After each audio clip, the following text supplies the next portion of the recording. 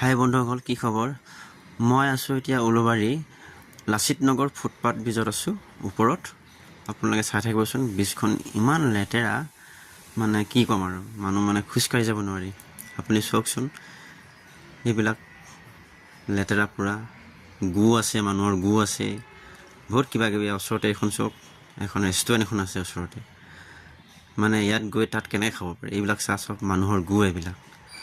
আৰু ওপৰত চাব, মানে গৈ আছোঁ ওপৰত, চাই থাকিব ভিডিঅ'টো, আপুনি স্কিপ নকৰিব। এইবিলাক চাহ মানুহৰ তেজে না পিতে, এইবিলাক মানুহ ওপৰত শুই আছে।